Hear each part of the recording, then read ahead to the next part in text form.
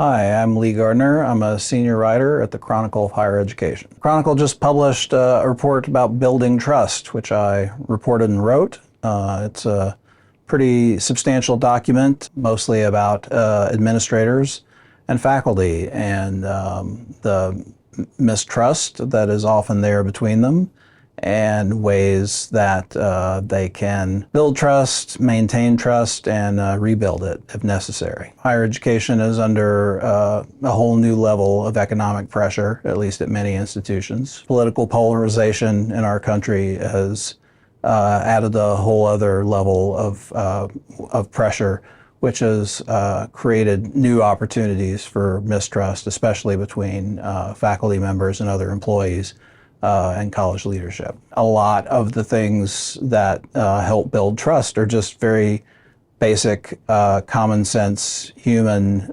attributes. Be reliable, don't lie, be forthcoming, don't be a jerk. It is important that leaders cultivate trust with all their stakeholders for a lot of reasons, but it's especially important so that they don't meet with resistance, that they don't lead a demoralized group of people, that they don't end up facing votes of no confidence, which maybe don't have the bite they once did, but can have an impact on their own leadership.